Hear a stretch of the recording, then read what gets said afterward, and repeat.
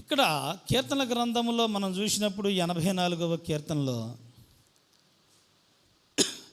రాసిన వారు ఎవరంటే కోరాహు కుమారులు. ఈ కోరాహు కుమారులు కీర్తన రాస్తూ వాళ్ళు ఏమంటారంటే, అయ్యా నీ వలన బలమునందు మనుషులు ధన్యులు. మనము దేవుని యొక్క బలాన్ని పొందుకోవాలి, దేవుని యొక్క శక్తిని మనం పొందుకోవాలి. మీరందరూ కూడా ఈ రోజున దేవుని యొక్క బలమును మీరు పొందుకుందరుగాక, దేవుడు అనుగ్రహించబడునుగాక, దేవుడు మీకు సహాయము చేయునుగాక. దేవుని యొక్క బలాన్ని మనం పొందుకోవాలి. దేవుని బలాన్ని పొందుకోగలిగితే మనం ఏం చేయగలుగుతామంటే జీవించగలుగుతూ ఉంటాం, సహాయం చేయగలుగుతుంటాం. దేవుని యొక్క బలం కావాలి. మన బలం మన శక్తి వల్ల కాదు. కానీ భక్తుడైన జకరియా అంటాడు, శక్తి చేతన కాదు, బలము చేతన కాదు, నీ ఆత్మ చేతనే మనం ఏం పోవాలి, శక్తిని పొందుకోవాలి. ఆయన బలం మనకు కావాలి. నడవలేని పరిస్థితుల్లో, కష్టాల్లో, ఇరుకుల్లో, ఇబ్బందుల్లో ఉన్నప్పుడు, నడవలేనప్పుడు యేసయ్య బలాన్ని ఇచ్చి మనం నడిపిస్తాడు. కృంగిపోయిన సమయంలో మనకు ఆయన బలాన్ని ఇచ్చి నడిపిస్తూ ఉంటాడు. అందుకే మనము ఆయన వలన బలమునందు మనుషులు ధన్యులు. మనం ఆయన బలాన్ని ఎప్పుడు కూడా మనం సంపాదించుకోవాలి. ఆయన బలం మనకు కావాలి. అందుకే పరిశుద్ధ బైబిల్ గ్రంథముల నుంచి కొద్ది నిమిషాలు దేవుని యొక్క వాక్యాన్ని చూద్దాం. మూల వాక్యాన్ని చూసాం. మొదట 2 దినాంతర గ్రంథము, 2వ దినవరాంతాంతాల గ్రంథము 16వ అధ్యాయము 16వ అధ్యాయము 9వ వచనాన్ని చదువుదాం. తన ఎడల యథార్థ హృదయము గలవారిని బలపరచుటకై యెహోవా కనుదృష్టి లోకమందంతటా సంచారము చేయుచున్నది. ఈ విషయమందు నీవు మతి తప్పి ప్రవర్తించితివి గనుక ఇది మొదలుకొని నీకు యుద్ధములే జరుగును. చాలండి.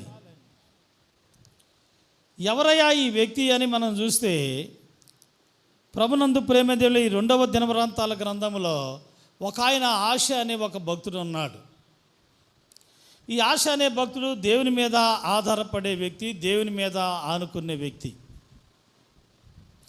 దేవుని మీద చానాలు ఆధారపడ్డాడు. దేవుని మీద ఎవరైతే ఆధారపడకుండా ఉంటారో ప్రభునందు ప్రేమదేవుల చాలా నష్టం కలిగిద్ది.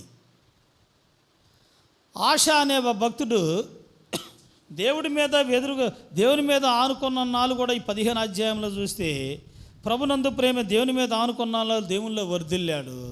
దేవుని మీద ఎప్పుడైతే ఇతను ఆధారపడకుండా ఉన్నాడో ఏమైపోయిందో తెలుసా? అతను ప్రభునందు ప్రేమ దేవురా ఆశ చేసిన కార్యములన్నిటి గురించి ఇశ్రాయేలు రాజుల గ్రంథంలో వ్రాయబడింది. ప్రభును కారణం ఏంది అని మనం ఈ దినవృత్తాంతాల గ్రంథాల్లో చూస్తే ఆయన అంటాడు, 16వ అధ్యాయము 9వ వచనంలో అంటాడు, తన ఎడల యథార్థ హృదయము గలవారిని బలపరచుటకై. తన ఎడల, దేవుని ఎడల, ప్రభునందు ప్రేమ దేవుని ఎడల మనం ఎలా ఉండాలంటే యథార్థ హృదయము కలిగినటువంటి వారుగా ఉండాలి.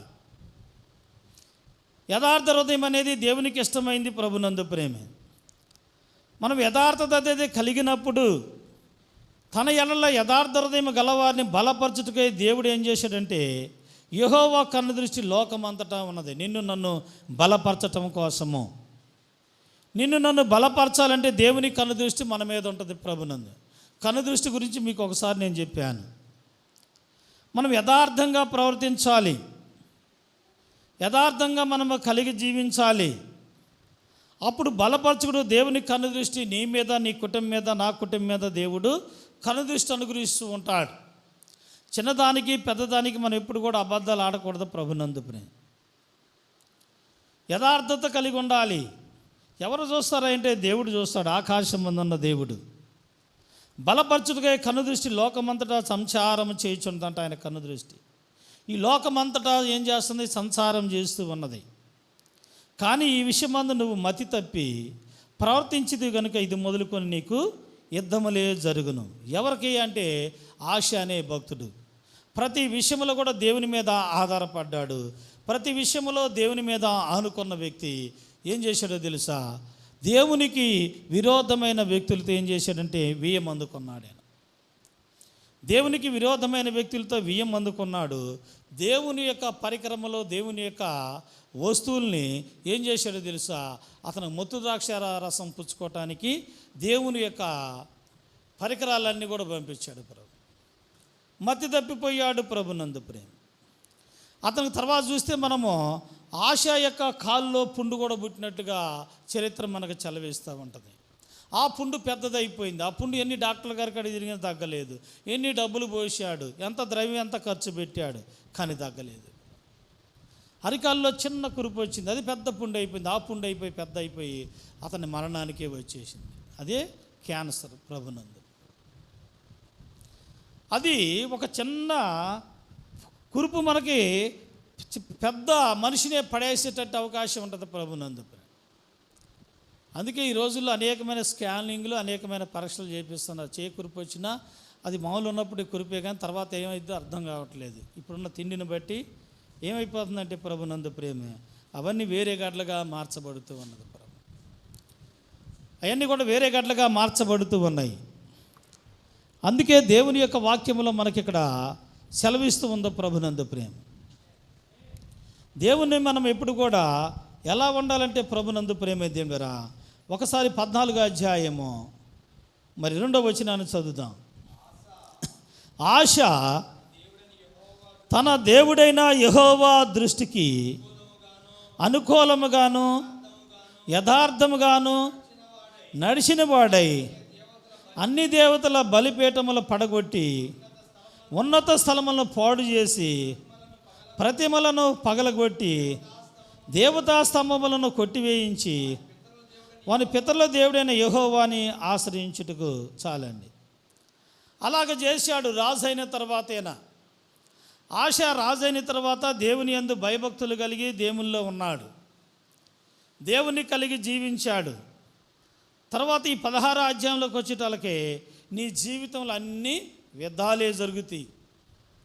మనము దేవుని వల్ల ఎప్పుడైతే యథార్థత అనేది పోగొట్టుకుంటామో మన కుటుంబంలో సమస్యలు ఎక్కువ వచ్చేస్తాయి, వేదనలు ఎక్కువ వచ్చేస్తాయి. నీకు కాని రాకుండా అనేకమైన సమస్యలు వచ్చేస్తుంటాయి ప్రభునందు ప్రేమేందులో. ఎందుకనంటే ఇక్కడ ఈ 16వ అధ్యాయము 9వ వచనంలో అదే అంటాడు, తన ఎడల యథార్థ హృదయము గల వారిని బలపరచుటకై యెహోవా కన్ను దృష్టి లోకమంతటా ఉంటుందంట. మన బలపరచడానికి మనం యథార్థత ఎప్పుడైతే కలిగి ఉంటామో దేవుడు ఎప్పుడు మనం ఏం చేస్తాడంటే బలపరచటానికి చూస్తాడు. ఆయన కన్ను దృష్టి సంచారం చేస్తూ ఉంటుంది, చేయుచున్నది.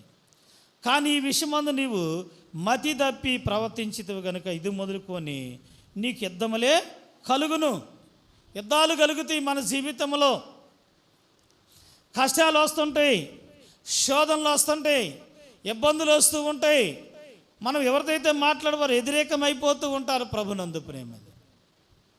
దేవుని యొక్క కన్ను దృష్టి మన బలపరచడానికి దేవుడు కన్ను దృష్టి మన మీద ఉంది.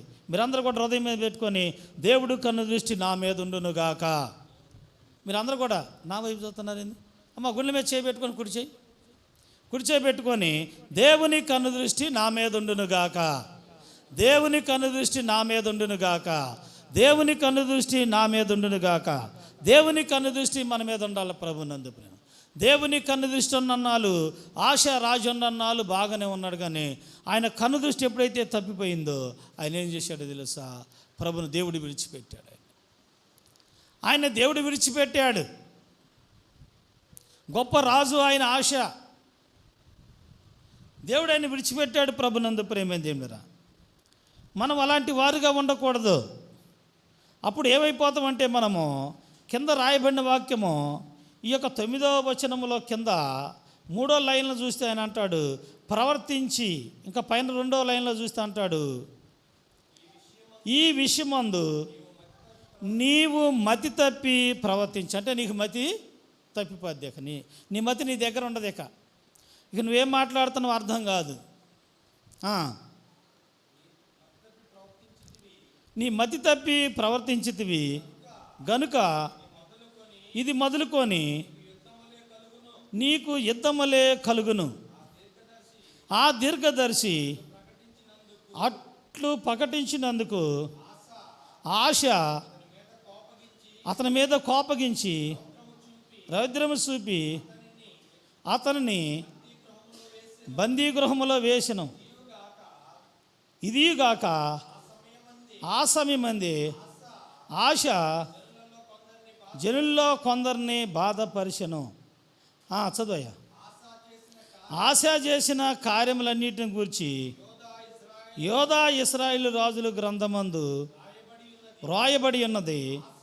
ఆశ తన ఏలుబడి యందు 39 సంవత్సరములో పాదములలో జబ్బు పుట్టి తాను బహు బాధపడినను దాని విషయములలో అతడు యెహోవా యొద్ద విచారణ చేయక వైద్యులను పట్టుకొనిను.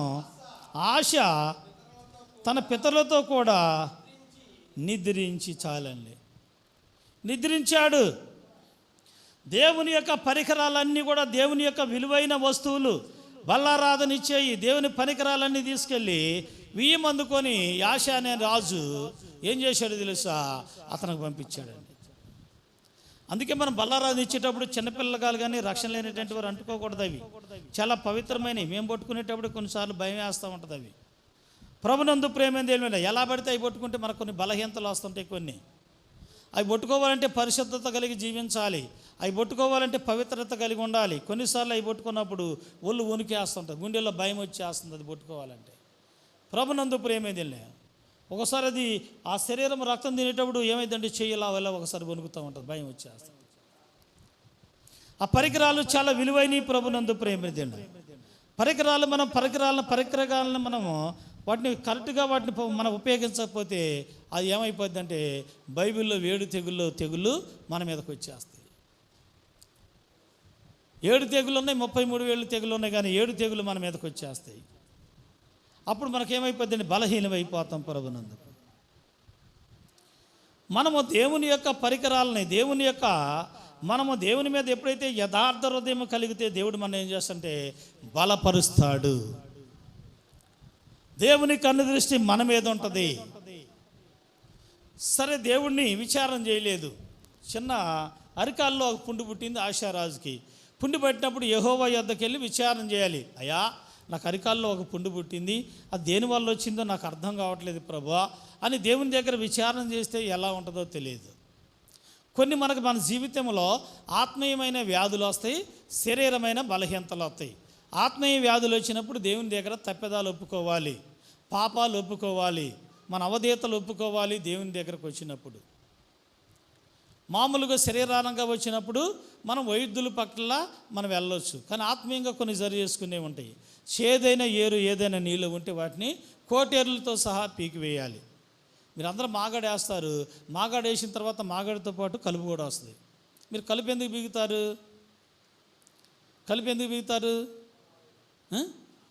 పంట పాడైపోద్ది. ఈ కలుపు అనే మొక్కలో నీ ఆత్మీయ జీవితంలో కూడా నిన్ను పాడు చేస్తాయి. ఈ అవధేతలు అనేది ఏం చేస్తాయి అంటే ఆ వరి పంటలో ఉన్నప్పుడు ఆ కలుపుని మనము పేకకుండా అలాగే ఉంచితే ఆ పంట కంటే యొక్క వరి కంటే కూడా ఇది ఎక్కువైపోద్ది. దానికి వేసిన బలం సారం అంతా ఏం చేస్తుందంటే ఇవే లాక్కొని దానిలో ఉన్న సారం అంతా ఇది లాక్కొని పంట నీ చేతికి రానేది ప్రభునందుకు. అందుకే దాన్ని ఏం చేస్తారంటే దాన్ని కోటేర్లతో దాన్ని పీకి వేసేసి ఆ దిబ్బు దగ్గర కాళ్ళతో తొక్కుతూ ఉంటారు. ఎందుకంటే అది బాగా ఆ యొక్క పొద అనేది బాగా ప్రభునంద మొదలు అనేది ఎక్కువగా ఉండాలి, అది బాగా హైట్ పెరగాలి, అది బాగా పంటేస్తూ ఉంటుంది. మన ఆత్మీయ జీవితంలో కూడా మనం ఏం చేయాలో తెలుసా? మన హృదయంలో ఏదైనా ఉంటే దాన్ని కోటేర్లతో సహా పీకివేయాలి. లేకుంటే మన మీద ఏం చేస్తుంది? ఎఫెక్ట్ చేస్తుంది.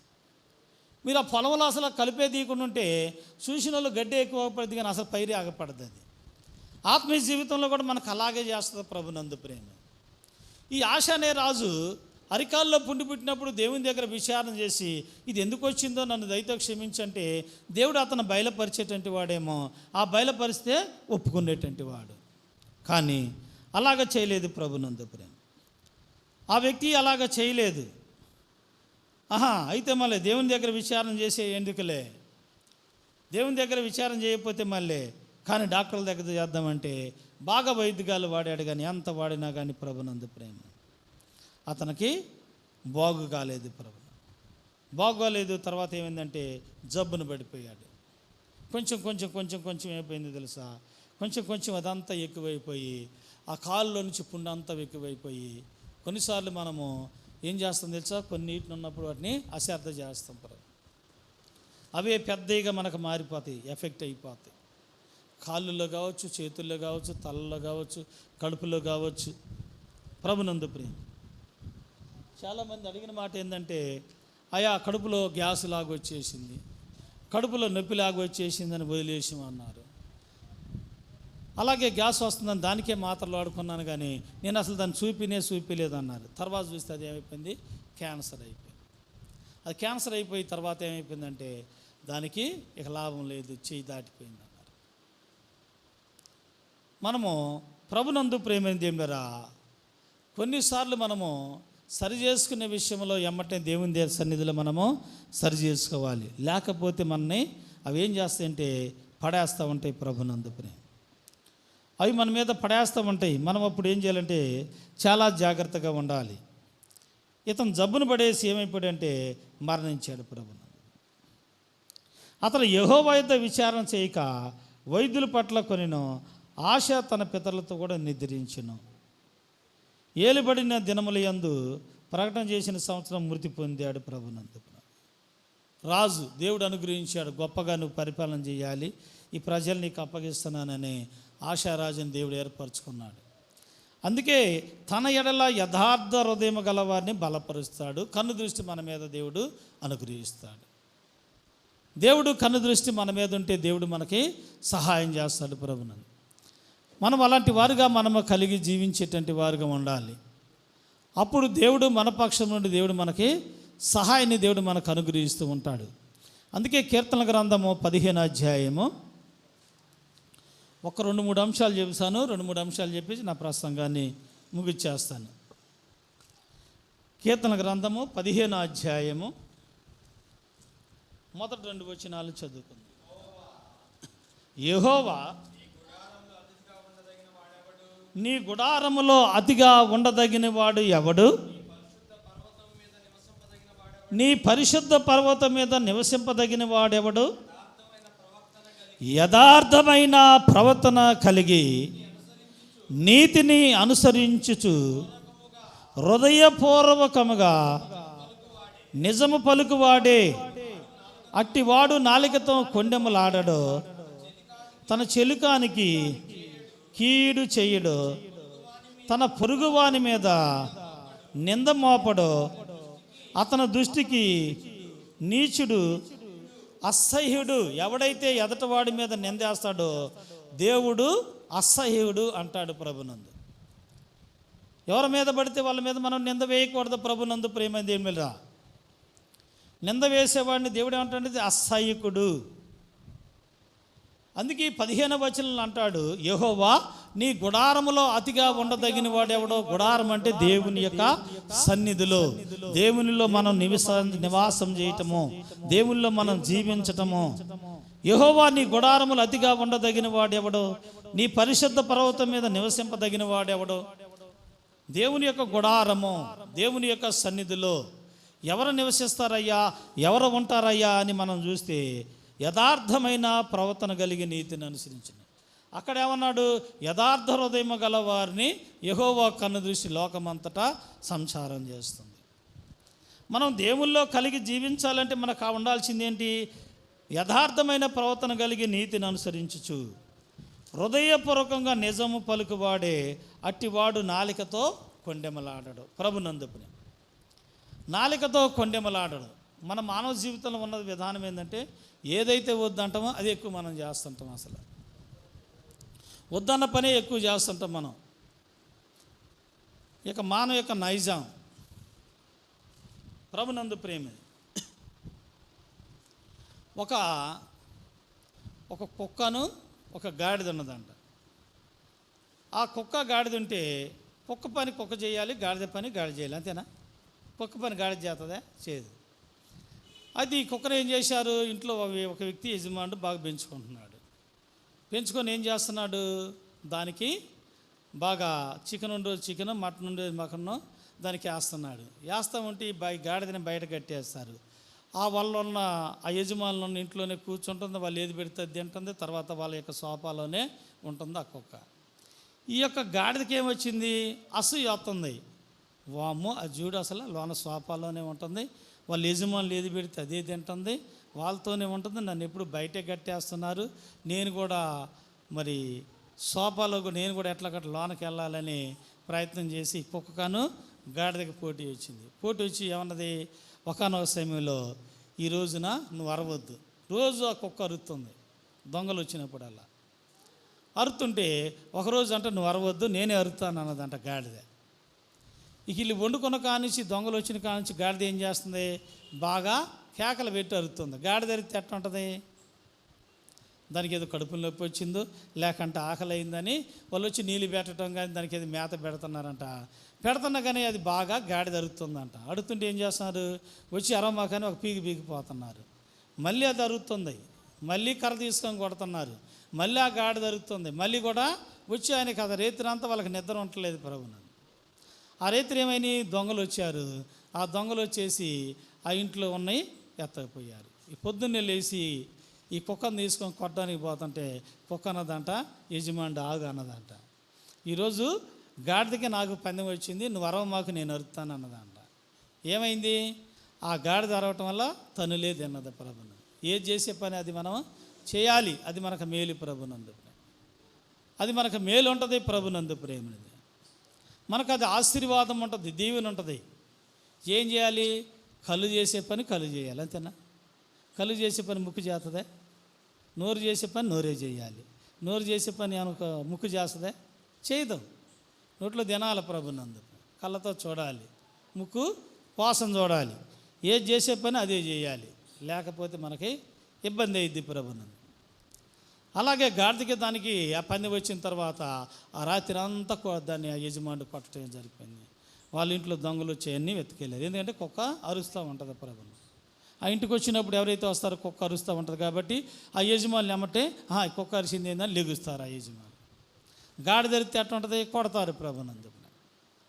అలాగ మనం దేవుని యొక్క సన్నిధిలో ఎవరమైతే ఉన్నామో యెహోవా గుడారములు అతిగా ఉండదగిన వాడెవడో, నీ పరిశుద్ధ పర్వతం మీద నివసింపదగిన వాడెవడో, యథార్థమైన ప్రవర్తన కలిగి నీతిని అనుసరించు, హృదయపూర్వకంగా నిజం పలికివాడు, అట్టివాడు నాలికతో కొండెమలాడడో, తన చిలికానికి కీడు చేయడు, తన పొరుగు వారి మీద ఏం చేస్తాడంటే నింద మోపడు. ఈ వ్యక్తి ఎవరైతే యెహోవా గుడారములో ఉండేటువంటి వాడు ఉన్నాడో, దేవుని యందు ఎవరైతే భయభక్తులు కలిగి ఉంటారో, ఎవరంటే దేవుడంటే భయపడతారో, ఇలాంటి పనులు చేయరు ప్రభును. వారు యథార్థత కలిగి జీవిస్తారు. కష్టం వచ్చినా నష్టం వచ్చినా, బాధ వచ్చినా వ్యాధి వచ్చినా యథార్థత కలిగి జీవిస్తూ ఉంటారు ప్రభును. అలాంటి వారుగా మనము కలిగి జీవించాల ప్రభునందు. ఒకానొక సమయంలో ఒక రాజుగారు ఉన్నాడంట. రాజుగారు ఉంటే మిమ్మల్ని అందరినీ ఒక రాజుగా చేస్తాను రా మిమ్మల్ని అని ఒక 12 సంవత్సరాల పిల్లగాలని ఒక 5-6 పిలిచిందంట. 5-6 పిలిచేసి 5-6 కొన్ని విత్తనాలు ఇచ్చిందంట. కొన్ని విత్తనాలు ఇచ్చేసి ఏం చేసిండో తెలుసా, ఈ విత్తనాలన్నీ కూడా మీరు తీసుకెళ్ళి మొలక పెట్టుకొని నా దగ్గర తీసుకురండి అని చెప్పిందంట ఒక రాజుగారు. అని అందరం తీసుకొచ్చిందంట. అందరం తీసుకొచ్చి ఒక 5-6 పిలిచిందంట. 5-6 పిలిచేసి ఆ యజమాని చేసిండు, అందరికీ విత్తనాలు ఇచ్చారు. అందరికీ విత్తనాలు వేసి మీరు ఎక్కడైతే ఏ డబ్బాలు వేసి మొక్కలు వేసి మొక్క తీసుకొని నా దగ్గరకు రండి, నేను మీకు ఒక గిఫ్ట్ ఇస్తానని చెప్పిండంట రాజుగారు. ఆ రాజుగారు గిఫ్ట్ ఇస్తే అందరు వెళ్ళారంట. 5 కూడా తీసుకెళ్ళారంట. మొక్కలో ఆ యొక్క ఒక బకెట్లో కానీ మొక్క కట్టేసి దాంట్లో ఒక మట్టి పోసేసి మొక్కలన్నీ తీసుకొని అందరూ మొలిసినాయి అంట. కానీ ఈ వ్యక్తి మాత్రం ఒక వ్యక్తి ఉన్నాడు, ఆ వ్యక్తి కానీ మొలవట్లేదు ప్రభు. ఆ వ్యక్తి మొలవట్లా. ఆ ఒక వ్యక్తి మొలవకపోతే అతను ఇక నేను ఎందుకు పోయేది, నా మొక్కలు మొలవలేదుగా అన్నాడంట. అరే అందరూ వెళ్తున్నారు నువ్వు వెళ్ళు అని అన్నాడంట. మొలకపోతే మొలకపోయిన వెళ్ళి పో అన్నాడంట. అని వాళ్ళందరూ కొంత టైం ఇచ్చిందంట రాజుగారు. టైం ఇచ్చేస్తే ఆ మొక్కలన్నీ కూడా 5 బాగా మొక్కలు వచ్చేసినాయి, కొంచెం పెరిగినాయి, అందరు తీసుకెళ్ళారు.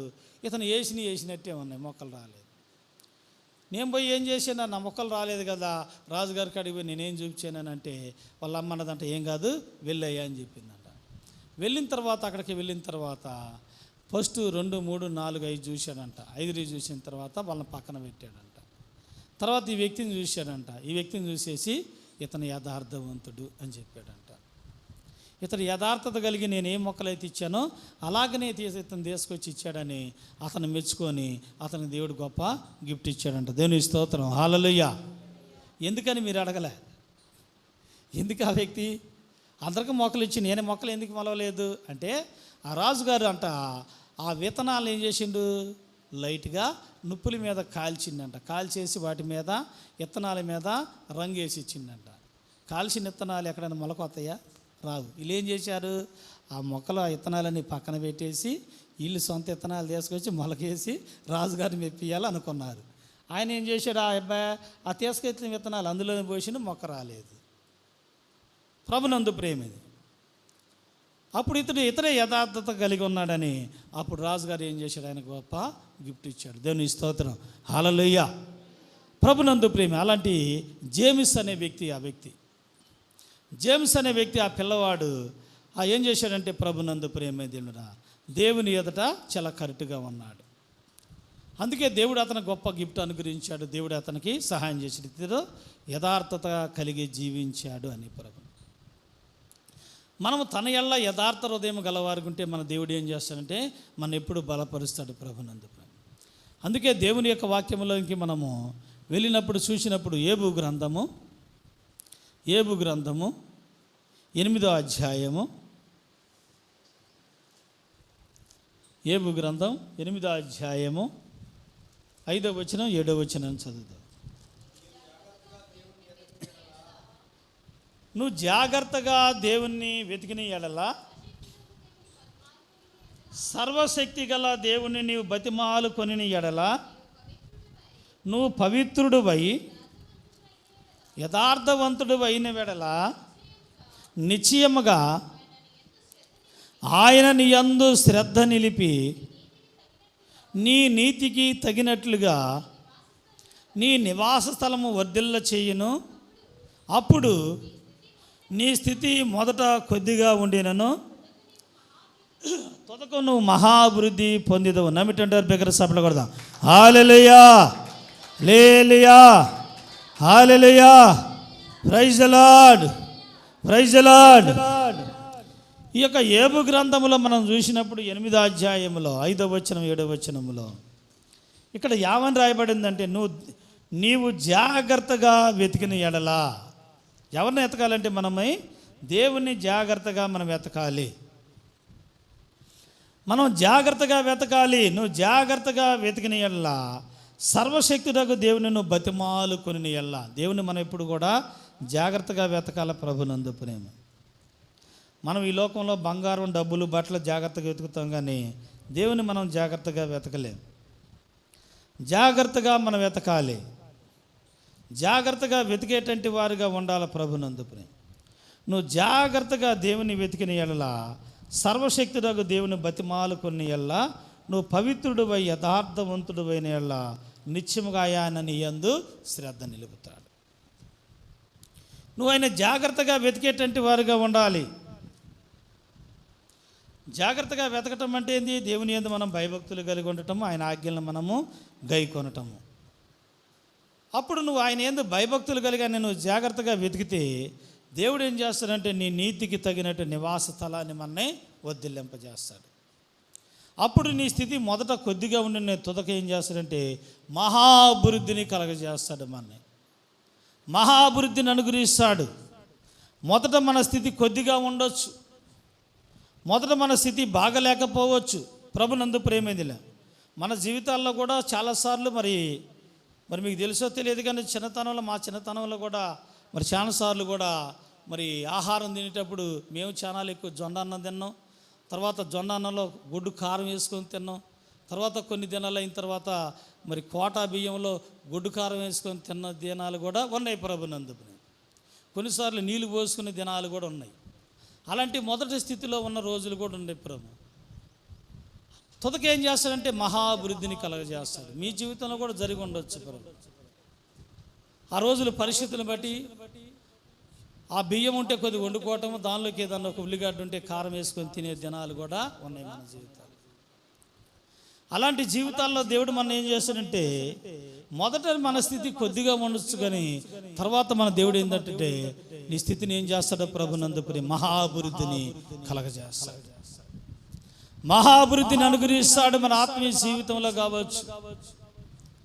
మొదట నీ స్థితి కొంచెం ఉండొచ్చు, బాగలేని పరిస్థితి ఉండొచ్చు, ప్రభునందు ప్రేమది, కానీ మన స్థితిని దేవుడు ఏం చేస్తాడంటే సహాయం చేస్తాడు, అనుగ్రహిస్తూ ఉంటాడు. చాలామంది ప్రభునందు ప్రేమ నేను చాలామంది కూడా అడిగినప్పుడు, అమ్మ నువ్వు బిడ్డలు కనేటప్పుడు ఏమైనా ఇబ్బంది పడవని అడిగితే ఒక తల్లి చెప్పింది, నాకేం చెప్పింది తెలుసు, అయ్యా నేను గర్భవతిగా ఉన్నప్పుడు నాకు తినడానికి సరిగ్గా ఆహారమే లేదయ్యా, సరిగ్గా నేను కడుపుకు తినలేకపోయినా ఉన్న ముద్ద నా బిడ్డలకు పెట్టుకొని నేను తినని రోజులు చాలా ఎక్కువగా ఉన్నాయి. కొన్నిసార్లు ఆహారం ఉంటే కూర లేక కారం వేసుకొని తిన్న రోజులు ఉన్నాయి. తర్వాత నేను డెలివరీకి వచ్చిన తర్వాత నా కడుపులో నొప్పి వచ్చి బాధపడుతూ ఉన్నప్పుడు నా భర్త ఎక్కడో దూరంగా ఉన్నాడు, నా ఇంటి వాళ్ళు దూరంగా ఉన్నాడు, చాలా నాకు బాధ వచ్చేసి నేను కింద పడి కొట్టుకుంటూ ఉంటుంటే వేరే ఒకళ్ళు వచ్చి పిలుచుకొచ్చారయ్యా.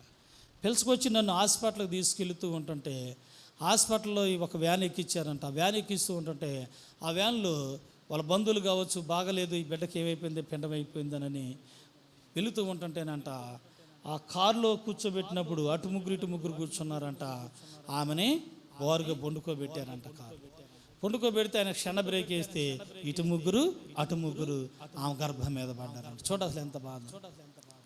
అయ్యా నేను డెలివరీ అయ్యేటప్పుడు ఎంత వేదన పడ్డాను, ఎంతగా బాధపడినైనా ఇలాగా ఉన్నాను ప్రభు అని ప్రభు నందు ప్రేమ చెప్పినప్పుడు చాలా బాధ అనిపించింది. ప్రభు నందు మొదట మన స్థితి చాలా భయంకరంగా ఉంది, మొదట మన స్థితి కొద్దిగా ఉన్నదే ప్రభునందు ప్రేమ. కానీ దేవుడు అంటున్నాడు, నువ్వు నాలో యథార్థత కలిగి ఉంటే నీ స్థితిని అభివృద్ధి కలగజేస్తాను. దేవునికి స్తోత్రం. హల్లెలూయా హల్లెలూయా హల్లెలూయా. నీ స్థితిని మహాభివృద్ధిని కలగజేస్తాడంట, నీ స్థితిని మహాభివృద్ధిని కలగజేస్తాడంట ప్రభునందు. ఇది మొదట పాయింట్ ప్రభునందు. ఇప్పటి వరకు మొదటి పాయింట్లోనే ఉన్నాం ప్రభునందు. యథార్థవంతులను ఆయన ఏం చేస్తాడంటే మనం బలపరుస్తూ ఉంటాడు. మనం యథార్థత కలిగి మనము జీవించినప్పుడు మనమే కాదు మన బిడ్డలకు కూడా ఆశీర్వాదం వస్తుంది, దీవెన వస్తుంది ప్రభు. ఈ లోకం అశాశ్వతమైనది, ఈ లోకం కొన్ని రోజులే ఉంటుంది ప్రభునందు ప్రేమేంది. అశాశ్వతమైన కోసం మనం ఇప్పుడు కూడా బ్రతకూడదు ప్రభు, శాశ్వతమైన దానికోసం మనము బ్రతకాలి. దేవుడు మనకు సహాయాన్ని అనుగ్రహిస్తూ ఉంటాడు. రెండో అంశము, యెహోవాని నమ్ముకునేవాడు ఏమైపోతాడంటే బలపరచబడతాడు ప్రభునందు. చూద్దాం జకరియా గ్రంథం, పరిశుద్ధ బైబిల్ గ్రంథంలో 2 పాయింట్. జకరియా గ్రంథం 12వ అధ్యాయము, జకరియా గ్రంథం 12వ అధ్యాయము 5వ వచనాన్ని చదువుకుందాం. అప్పుడు యెరూషలేములోని అధికారులు, యెరూషలేము నివాసులు తమ దేవుడైన యెహోవాని నమ్ముకొనటం వలన మాకు బలము కలుగుచున్నది తమ హృదయమందు చెప్పుకొందురు. దేవునికి స్తోత్రం. హల్లెలూయా. రెండో అంశం, మొదటి అంశం యెహోవా తన ఎడల, దేవుని ఎల్ల మనం ఎప్పుడైతే బలపరచబడుతుంటాం, లేదంటే తన ఎల్ల యథార్థ హృదయం గలవారిని బలపరుస్తూ ఉంటాడు. రెండోది మనం చూసినప్పుడు ఇక్కడ ఏమని రాయబడిందంటే, తన దేవుడైన యెహోవాని నమ్ముకొనటం వల్ల మీకు బలము కలుగుచున్నది. నీకు బలము కావాలి, నీకు శక్తి కావాలి. అందుకే భక్తుడు అంటాడు, అయ్యా యెహోవా నీ బలము నీ శక్తి నాకు అనుగ్రహించబడాలి. ఈ రోజులు అందరూ పైన చూస్తే బలంగానే ఉన్నాం ప్రభును, ఎవరిని చూసినా కానీ అందరం బలహీనం అయిపోతున్నారు. ఏంటంటే ఈ మనిషికి ఒక్కొక్కరికి ఒక్కొక్క బలహీనత ప్రభునందు ప్రేమ. పైకి అందరం మనుషులు బాగానే ఉంటాం, కానీ మనలో బలం లేదు, శక్తి లేదు. అందుకే ఆ బలాన్ని యెహోవా బలం నీకు అనుగ్రహించాలి. యేసయ్య బలం నీకు కావాలి. ఆయన బలం ఉంటే నేను ఏం చేస్తాడంటే నడిపిస్తూ ఉంటాడు, ఆయన బలం ఉంటే నీకు సహాయం చేస్తూ ఉంటాడు. నడిపిస్తాడు నా దేవుడు, శ్రమలోనైనా నన్ను విడవడు, నడిపిస్తాడు నా దేవుడు.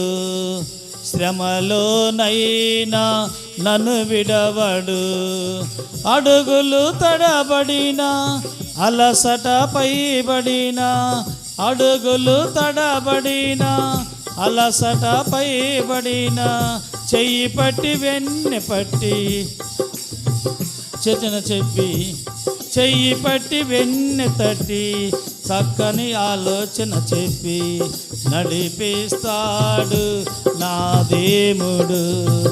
శ్రమలోనైనా నన్ను విడవడు, నడిపిస్తాడు నా దేవుడు.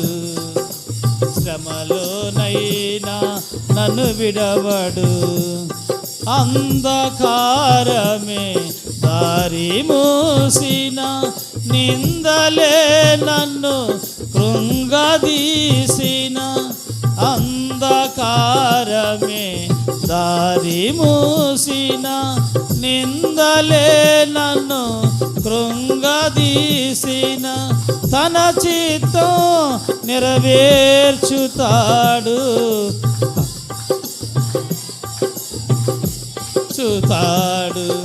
తన చిత్తం నెరవేర్చుతాడు, వరకు నన్ను చేర్చుతాడు, నడిపిస్తాడు నా దేవుడు. శ్రమలోనైనా నన్ను విడవడు. హల్లెలూయా, హల్లెలూయా. అందుకే ఈ వచనాన్ని మనం చదివినప్పుడు ఆయన అంటాడు, తమ దేవుడైన యెహోవాని నమ్ముకున్నట్టు వలన మీకు బలము కలుగుచున్నది, తమ హృదయమందును చెప్పుకొందురు. ఎందుకంటే యెహోవాని నమ్ముకోవటం వల్ల మనని బలపరుస్తాడు ప్రభునందు. నువ్వు ఏ స్థితిలో అయితే కుంగిపోయి ఉన్నావో, ఏ ఇబ్బందులు అయితే ఉన్నావో, ఎలాంటి స్థితిలో అయితే ఉన్నావో ఆయన నేనేం చేస్తాడంటే బలపరుస్తాడు ఆత్మీయంగా. ఆదరణకర్త నీ దగ్గరకు వచ్చి అంటాడు, నా కుమారుడా, నా కుమార్తె నేనున్నాను, ఎందుకు నువ్వు కృంగిపోతున్నావు, ఎందుకు నువ్వు గుండె జారిపోయి ఉన్నావు, ఎందుకు నువ్వు నిరహాయ స్థితిలో ఉన్నావు, నేను నీకు ఉన్నాను అని ఏం చేస్తానంటే ఆయన యెహోవా బలము నిన్ను బలపరుస్తూ ఉంటుంది. యెహోవాను నమ్ముకోవటం వల్ల నిన్ను దేవుడు ఏం చేస్తాడంటే నిన్ను బలపరుస్తాడు. ఆయన నేను బలపరుస్తూ ఉంటాడు. కృంగిపోయిన ఉన్నప్పుడు నేను నీకు తోడుగా ఉన్నాను, నేను నీకు సహాయం చేస్తాను, నేను నిన్ను వదిలి వెళ్ళాను అనుకుంటున్నావా అని ప్రభునందు ప్రేమ నిన్ను బలపరిచేటువంటి వాడు ప్రభునందు. అందుకే జకరయ్య గ్రంథంలో రాయబడిన ఈ మాట, అందుకే అప్పుడు ప్రభునందు ప్రేమ, అప్పుడు యెరూషలేములోనే కానీ అధికారులు యెరూషలేములో నివాసులు తమ దేవుడైన యెహోవాను నమ్ముకొనటం వలన మాకు బలము కలుగుచున్నది. మనకు బలము దేవుడు అనుగ్రహించబడాలి. బైబిల్లో చాలామంది భక్తులు సర్వము శూన్యమైపోయినప్పుడు కూడా, యోబును మనం బైబిల్లో చూసుకున్నప్పుడు ఆయన కూడా సమస్తము కోల్పోయాడు. ఒక్కరోజే 7 మంది కుమారులు 3 కుమార్తెలను కోల్పోయాడు. ఒకరోజే 7,000 గొర్రెలో కోల్పోయాడు. సుడిగాలి వచ్చేసింది, సుడిగాలిలో కాలిపోయింది. ఒక వ్యక్తి వచ్చేసి అంటాడు, అయ్యా నీ 7 కుమారులు చనిపోయారయ్యా అని చెప్పాడు. వచ్చాడు. ఇంకొక ఆయన వచ్చాడు పనివాడు, నీ 3 కుమార్తెలు చనిపోయారని పనివాడి దగ్గర వచ్చాడు చెప్పాడు. ఇంకొక ఆయన వచ్చేసి గొర్రెలు గాయటానికి వెళ్ళాను, అయ్యా 7,000 గొర్రెలు ఆకాశంలో సుడిగుండం వచ్చేసింది, ఆ సుడిగుండంలో కాలిపోయింది, నేను ఒక్కనే తప్పించుకున్నాను. ఇంకొక ఆయన వచ్చి 500 జత ఎడ్లయ్యా, ఆ సుడిగాలు వచ్చేసింది, అందులో కాలిపోయినాయి, నేను ఒక్కడే తప్పించుకున్నాను. ఇంకొక ఆయన వచ్చి అంటాడు, ఆడగాడిదలు 3,000 ఆడగాడిదలు ఆకాశం నుంచి సుడిగాలు వచ్చేసిందయ్యా, అవన్నీ కాల్చేసి నేను ఒక్కడే తప్పించుకున్నాను. అట్లా ఒకరేమటో వచ్చేసినప్పుడు ఆయన అంటాడు, యెహోవా ఇచ్చాడు, యెహోవాకి స్తుతి కలుగును గాక అంటాడు. దేవుని స్తోత్రం, హల్లెలూయా. యెహోవా ఇచ్చాడు, యెహోవాకి స్తుతి కలుగును గాక అన్నాడండి. యోబు 1:21 రాయబడి ఉంటుంది. ప్రభు యెహోవా ఇచ్చాడు, యెహోవాకి స్తుతి కలుగును గాక అంటే ఎంత బలపరచబడ్డాడండి. దేవుని దగ్గర ఎంత శక్తి ఉందండి. ప్రభునందు ప్రేమ దేవుడా, ఆయనకు ఆ విశ్వాసం ఉంది కాబట్టి దేవుడు ఏదైతే కోల్పోయినా అంత అనుగ్రహించాడు. మన జీవితంలో అనేకమైన కష్టాలు రావచ్చు, ఇరుకులు రావచ్చు, ఇబ్బందులు రావచ్చు. కొన్నిసార్లు మనకు అర్థం కాని పరిస్థితులు ఉంటాయి. కొన్నిసార్లు మన జీవితం వెళుతున్నప్పుడు తారుమారు అయిపోద్ది. నీ జీవితం ఎలాగే నడిచిద్దని నువ్వు ఎప్పుడు అనుకో మాకు ప్రభునందు ప్రేమ. నీ జీవితం ఎప్పుడు ఎక్కడ తారుమారు అయిపోద్దో తెలియదు. మన జీవితంలో ఒక బండి వెళ్ళేటప్పుడు బండి ఎక్కడ ఆగిపోద్దో తెలియదు. ఈ ఆత్మీయ జీవితం కూడా మన జీవితం ఎక్కడ ఆగిపోద్దో తెలియదు. కానీ మనము దేవుణ్ణి మనము యథార్థ హృదయం కలిగి ఉండాలి. మనం యెహోవాని నమ్ముకోవటం వల్ల మనకు దేవుడు ఏం చేస్తుంటే బలపరుస్తాడు, నీకు సహాయం చేస్తూ ఉంటాడు. కొన్నిసార్లు బండి ఆగిపోయినప్పుడు మనం చాలాసార్లు చికాకు పడిపోతుంటాం. అది చాలా సంవత్సరాలు మనం మోస్తూ ఉంటుంది. అది రిపేర్ వచ్చినప్పుడు మనము బాధపడుతూ ఉంటాం ప్రభునందు, బాధపడుతూ ఉంటాం ప్రభునందు. కొన్నిసార్లు అలాగా ఏమైందో తెలియదు.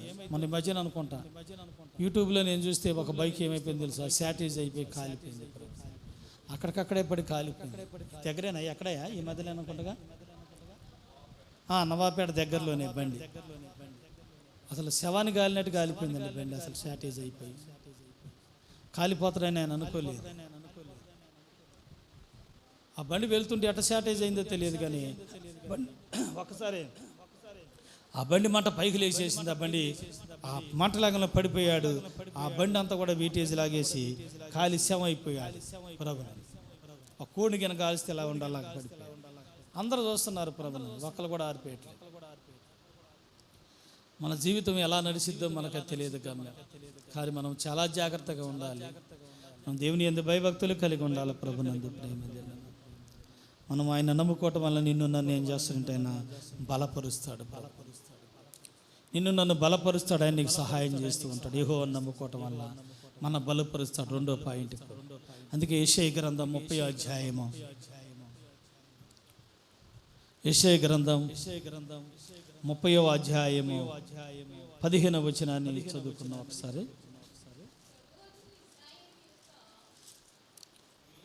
యెషయా గ్రంథం 30వ అధ్యాయం 15వ వచనం చదువు. యెషయా గ్రంథం 30వ అధ్యాయం 15వ వచనం. ప్రభువును ఇశ్రాయేలీయుల యొక్క పరిశుద్ధ దేవుడునగు యెహోవా ఇలాగా సెలవిచ్చుచున్నాడు, మీరు మరలి వచ్చి ఊరుకుండటం వలన రక్షించబడిదరు. మీరు ఊరుకుండి నమ్ముకొనటం వలన మీకు బలము కలుగును. నమ్మిటంటే బిగ్గర సభలు కూడా హల్లెలూయా హల్లెలూయా. ఇక్కడ ప్రభు ఇశ్రాయేలు యొక్క పరిశుద్ధ దేవుణ్ణి యెహోవా ఇలాగ సెలవిచ్చున్నాడు, మీరు మరలి వచ్చి ఊరుకుండటం వల్ల మీరు అందరూ రక్షించబడుతారు. మీరు కోరుకుండటం వల్ల నమ్ముకోవటం వల్ల మీకు బలమును కలుగుచున్నది. ఊరుకుంటేనంట దేవుడు మనని రక్షిస్తున్నంట. ఎవరంటే ఆయన పరిశుద్ధ దేవుడు, ఇశ్రాయేలు దేవుడు, పరిశుద్ధ దేవుడు. మన రక్షిస్తాడు, మనకు సహాయం చేస్తాడు. ఊరుకుండటం వల్ల రక్షించబడుతాము, ఊరుకుండటం వల్ల మనము బలము పొందుతాము. బలము దేవుడు మనకు అనుగ్రహిస్తాడు. ఆ బలాన్ని మనం ఏం చేయాలో తెలుసా, బలాన్ని మనం పొందుకునేటువంటి వారికి ఉండాలి ప్రభునందు. ఆ బలాన్ని దేవుడు మనకు అనుగ్రహిస్తూ ఉంటాడు, మనం రక్షిస్తాడంట. ఎప్పుడైతే నువ్వు పరిశుద్ధ దేవుడి మీద ఆధారపడతావో ఆయన నీ ఆపద సమయంలో ఆయన ఏం చేస్తాడు, నిన్ను రక్షిస్తాడు. తర్వాత నేను ఏం చేస్తాడో తెలుసా ప్రభునందు ప్రేమని, ఊరుకుండటం వల్ల నీకు బలమును, మీకు బలాన్ని అనుగ్రహిస్తూ ఉంటాడు, సహాయం చేస్తాడు కొన్నిసార్లు. అయితే ఏంటంటే మనం ప్రభు సేవ చేస్తున్నాం, మనకేమైనా నష్టం కలగదంటే కలిగిద్ది ప్రభునందు ప్రేమ. నష్టం కలవచ్చు, కొన్నిసార్లు మరణం కూడా రావచ్చు, దానివల్ల ఇబ్బంది ఏం లేదు. ఎప్పుడేం సంభవిస్తుందో తెలియదు. కానీ మనము ఈ యొక్క యెహోవాని మనము నమ్ముకోవటం వల్ల మనకు దేవుడు మనకి బలాన్ని అనుగ్రహిస్తాడు. అది నేను చాలాసార్లు ఒకసారి ఊళ్ళో ప్రార్థన పెట్టేటప్పుడు ఆ 13వ వీధిలో ఉన్నప్పుడు బర్రను బండి వేసుకొని వస్తుంటే కేబుల్ అనేది ఏమైపోయిందో తెలుసా, మన గిరిగారు వాళ్ళ ఇంటి దగ్గర ఆవడకు వచ్చినప్పుడు మరి అనుసూరం గారి ఇంటి మధ్యన గిరి గారి ఇంటి మధ్యన కేబుల్ కింద ఉన్నప్పుడు నేను ఆ బండి వేసుకొని మౌత్ వైర్ రాకపోతే గబగబా వేసుకొని వెళ్తుంటే ఈ మౌత్ వైర్ ఏమైంది, ఆ యొక్క కేబుల్ వైర్ కిందకు జారినట్టుంది. ఈ మెడక పట్టేసింది. మెడక పట్టేసి బండి బాగా స్పీడ్గా వెళుతున్నా బాగా వైర్ తెగి నెట్టుకొని వచ్చేసింది. ఇదంతా కూడా తెలిసిపోయింది. తర్వాత ఫస్ట్ వీధిలో ఆ యొక్క కరెంట్ ఆఫీస్ దగ్గర కూడా అలాగనే ఒకసారి ఇది మెడక పట్టింది. అక్కడ వైర్ అనేది రేతి, నేను ఎక్కడికి అర్జెంటుగా రేతి రెండింటి ప్రార్థనకి బాగలేదని వెళ్ళి ప్రార్థన చేస్తే నేను చూడలే. అది అలాగ చాలా ఆపదల ప్రభునందు ఆ మెడ పట్టేసి వైర్ దిగిపోయి పక్కెమ్మడి స్థలంలోకి వెళ్ళి బండి కరెక్ట్గా అంతే నిలబడ్డది. అసలు బండి పడిపోవాలి, ఆ వైర్ మీద నేను ఈ కుతికి మీద కట్టుగా ఆగిపోవాలి. కానీ ఇదంతా కోసేసింది ప్రభును. కొన్నిసార్లు వాక్యం చెప్పేటప్పుడు కొన్నిసార్లు ఒకసారి మాట నంగి పడుతుంటుంది ప్రభును. ఆ గుక్క అనేది మింగలేక ఒకసారి నంగి అనేది వస్తూ ఉంటుంది. ఒకసారి అలాగే పెట్రోలు ఆ పైపు ఉడింది నాకు తెలియదు అనుకుంటా, ఆ పైపు ఊడిపోయింది. ఆ పైపు ఊడిపోతే నేనేం చేసా, ఆ యొక్క చికెన్ కోడి దగ్గరికి వెళ్ళిన తర్వాత అసలు బండి పెట్రోల్ పోతుందని కొంచెం అది పైప్ పెట్టాల్సింది వేరే అతను పెట్టమంటే పెట్టానని పెట్టలేదు. అది ఆ పైప్ పట్టట్లేదు. నేనేం చేసా, చిన్నగా నడిపించుకొని పోదాం అనుకొని చిన్నగా స్టార్ట్ చేసుకొని వెళ్ళొచ్చు ఆయన అంటే నేనే ఆయన మాటలు వినేసి చిన్నగా స్టార్ట్ చేసుకొని వెళ్ళా. ఆ పెట్రోల్ గాతనే ఉంది. ఆ మెకానిక్ కాడికి పోతే అయ్యగారు బండి మొత్తం కాలిపోయింది, మీకు కూడా కాలిపోయేటువంటి వారని ఒకసారి భయం వేసింది. వామ్మో బండి షార్టేజ్ అయిపోయింది. ఎందుకంటే పెట్రోల్ కాలుతూనే ఉంది, ఇంజిన్ స్టార్ట్ అయిపోయింది. అది ఏమైపోయింది అంటే బండి ఒకసారి బాంబులాగా లేచిపోయింది అని ఆయన చెప్తాను. అప్పుడు నాకు భయం వేసింది. అట్లా కొన్నిసార్లు ప్రభునందు ప్రేమ. కానీ మనం ఏం చేయాలంటే ఆయన మనకు బలాన్ని ఇస్తాడు, కొన్నిసార్లు మన రక్షిస్తాడు. ఆయన మనం ఏం చేస్తాడంటే రక్షిస్తాడు. నిన్ను నన్ను ప్రభును రక్షించి నిన్ను నన్ను సహాయం చేస్తాడు. ఎందుకంటే షడ్రకి మేషకి అబేద్నెగోలు అగ్ని గుండంలో వేసినప్పుడు అగ్ని వైపు చూడలేదు, కానీ వాళ్ళు దేవుడైన యెహోవా మీద యేసయ్య మీద ఆధారపడ్డాడు. అగ్ని దేవుడు ఏం చేసి చల్లార్చేసి. మన జీవితంలో కూడా దేవుడు అలాగనే చేస్తాడు ప్రభునందు. అలాంటి వారుగా మనము కలిగి జీవించాలి. అలాగే కీర్తన గ్రంథం 115వ అధ్యాయము 11వ వచనాన్ని చదువుతాం. 115వ, అందరూ కూడా బైబిల్ తీయాలి. పరిశుద్ధ బైబిల్ గ్రంథములో 115వ కీర్తన 11వ వచనాన్ని చదువుదాం. యెహోవా యందు భయభక్తులు గలవారులారా, యెహోవా యందు నమ్మిక ఉంచుడి, ఆయన వారికి సహాయమును కేడమును. చాలండి. ఈ కీర్తన గ్రంథములో భక్తుడు మాట్లాడుతూ ఉండు అంటాడైనా, యెహోవా యందు భయభక్తులు గలవారులారా, ఆయన యందు నమ్మిక ఉంచాలి. మొట్టమొదట మనం దేవుని యందు భయభక్తులు ఉంచాలి, తర్వాత ఆయన మీద మనము నమ్మిక ఉంచాలి. నమ్మిక ఉంచితే ఏమైంది, ఆయన వారికి సహాయమును కేడమును ఉంటాడు. ఆయన సహాయం చేస్తాడు. మనకు కొన్నిసార్లు ఏం చేస్తాడు, కేడముగా ఉంటాడు. కేడముగా ఉండటమే కాదు, ఆయన 12వ వచనంలో అంటాడు, యెహోవా మిమ్మల్ని మర్చిపోలేదు, ఆయన మిమ్మల్ని ఆశీర్వదించును. యెహోవా మన మర్చిపోడు ప్రభునందు. యెహోవా మన మర్చిపోయేటువంటి వాడు కాదు. కానీ మనం ఏం చేయాలి, ఆయన్ని యెహోవా యందు భయభక్తులు ఉండాలి. మనకి దేవుడు అంటే భయం ఉండాలి, తర్వాత భక్తి ఉండాలి, తర్వాత విశ్వాసం అనేది ఉండాలి, తర్వాత ఆయన మీద నమ్మకం అనేది ఉండాలి. ఇవి ఉన్నప్పుడే దేవుడు ఏం చేస్తుంటే మనం మర్చిపోడు ప్రభునందు. మనం ఆయన ఎందుకు భయభక్తులు కలిగినటువంటి వారికి ఉండాలి. సమయాన్ని మనం ఏం చేయాలి, సద్వినియోగం చేయాలి ప్రభునందు ప్రేమ. ఏ సమయంలో ఆ సమయాన్ని, ఇందాక కుక్క చేసిన పని కుక్క, గాడిద చేసిన పని గాడిద చేయాలి. ఏ సమయాన్ని మనం ఆ సమయాన్నే పాటించాలి ప్రభునందు. ఈ లోకంలో దాటిపోయిన తర్వాత మనం రికమెండేషన్లు కానీ ఏమీ పని చేయ ప్రభును. ఈ భూమి మీద ఉన్నంతసేపు ఉంటుంది, కానీ భూమి మీద దాటిన తర్వాత మనము ప్రభునందు ప్రేమ దేని మీద మన రికమెండేషన్ ఏది పనిచేయదు.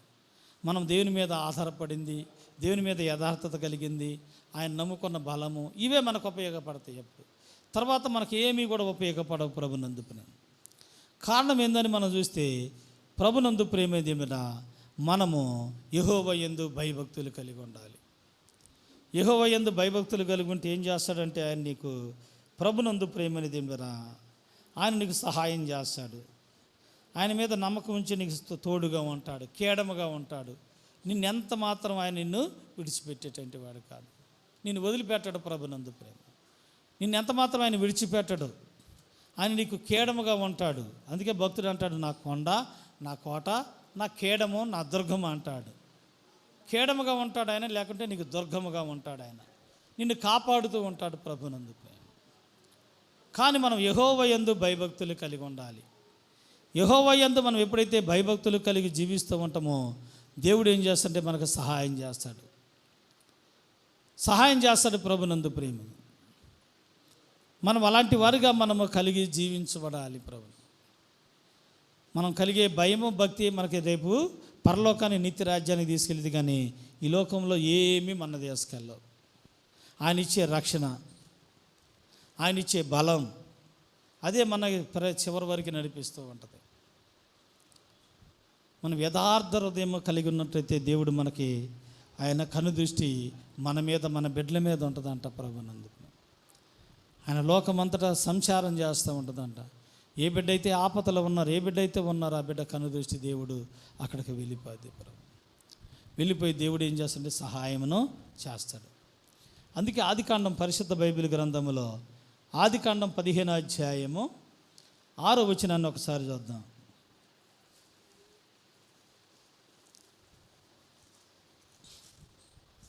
ఆదికాండము 15వ అధ్యాయం 6వ వచనం చదువు. అతడు యెహోవాని నమ్మెను, ఆయన అది అతనికి నీతిగా ఎంచెను. చాలండి. ఇక్కడ ఎవరు అబ్రహామును మనం చూసినప్పుడు, అబ్రహాము ఎవరు నమ్మాడంటే యెహోవాని నమ్మాడు. మనం నమ్మాలి ప్రభునందు ప్రేమిని. మనం ఎప్పుడైతే దేవుని మీద నమ్ముతాం, దేవుడు మనకు అద్భుతాన్ని చేస్తాడు. శూన్యములో నుంచి సృష్టిని తయారు చేస్తాడు ఆయన. యెహోవా మీద నువ్వు ఆధారపడు, యెహోవా మీద నమ్ము, ఆయన అద్భుతాన్ని చేస్తాడు. నువ్వు తర్వాత అనుకుంటావు, చూడు దేవుడు ఎంత గొప్ప ఆశ్చర్యకార్యం చేసినట్టు. పూర్తిగా మనమే ఆయన మీద ఆధారపడాలండి. ఆయన నమ్మాడంట. అబ్రహాం ఏమి తెలియనప్పుడే నమ్మాడంట. అతడు యెహోవాని నమ్మెను, ఆయన అతనికి నీతిగా ఎంచబడింది ప్రభునందు. నీతి నమ్మటం అంటే మామూలు విషయం కాదు, నమ్మాలి.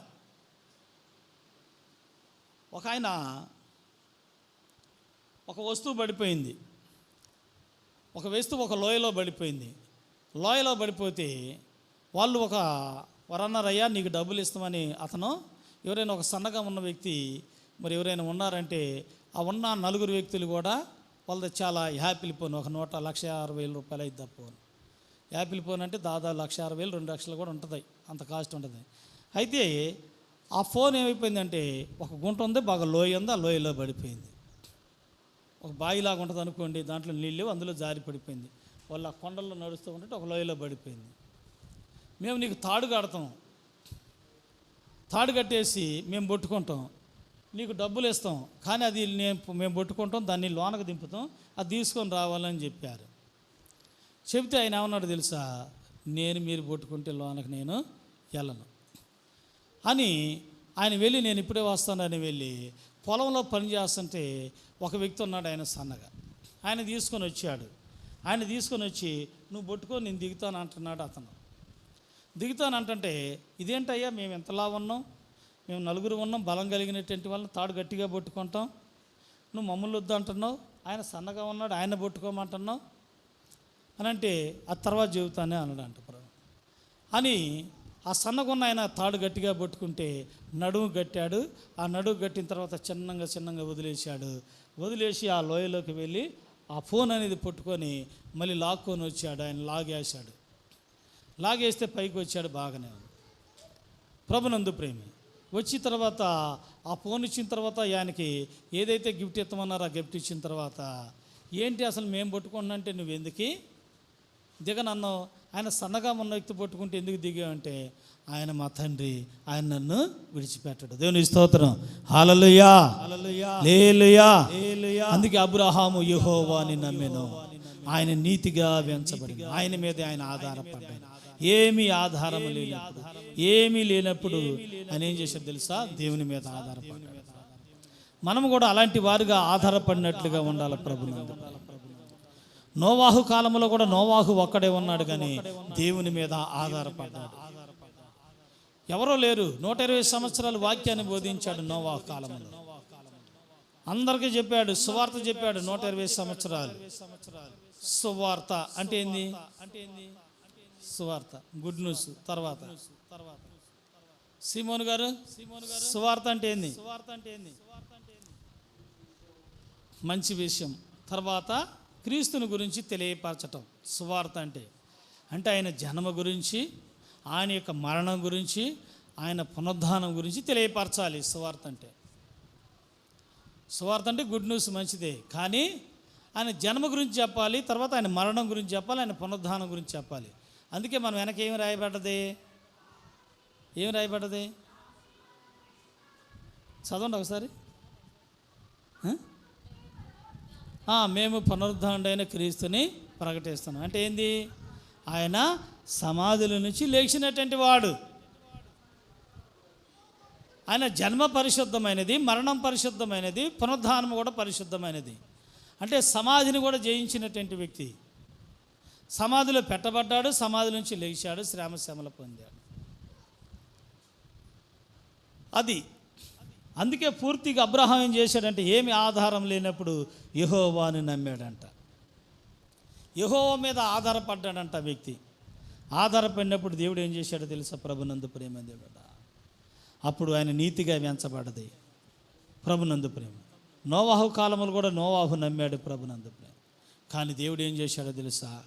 120 సంవత్సరాల వాక్యాన్ని బోధించాడు, 120 సంవత్సరాల స్వార్థ ప్రకటించాడు, కానీ ఎవరూ నమ్మలేదు. పెళ్ళిళ్ళు చేసేవాళ్ళు పెళ్ళిళ్ళు చేస్తున్నారు, నారు పోసేవాళ్ళు నారు పోతున్నారు, ఎడ్లు కొనేవాళ్ళు ఎడ్లు కొంటున్నారు. ఆయన చెబుతున్నాడు, ఇవన్నీ కాదురా బాబు, మీకు ఇప్పుడు కావాల్సిందల్లా రక్షణ కావాలి, మీకు మారు మనసు కావాలి, బాప్టిజం కావాలి, దేవుని రాకడ దగ్గరకు వస్తుంది. భలేవారు అయ్యా, ఇంత ఎండలు కాస్తున్నాయి, ఇంత ఎండ ఉంది, వర్షం పడిద్దా, తుఫాను వస్తుందా, మేము చచ్చిపోతామా అంటున్నారు వాళ్ళు. ఇప్పుడు నేను చెప్పాను అనుకో, తుఫాను వద్దనుకో, ఇంత వేడి ఎక్కువ అల్లాడిపోతుంటే ఎంత ఉంది ఇప్పుడు? వేడి ఎంత ఉంది? 40 ఉంది, 40 డిగ్రీలు. ప్రభునందు ప్రేమింది. అలాంటిది నోహావు కాలంలో నోహావు చేస్తే నోహావుని పిచ్చోడుగా చేశారు. తర్వాత దేవుడు ఎప్పుడైతే జలప్రలయం ఇప్పాడు, ఎమ్మటప్పటికప్పుడే వర్షం రావాలంటే ఒక క్షణమే వాతావరణం అట్లా కమ్మేస్తుంది అంతే.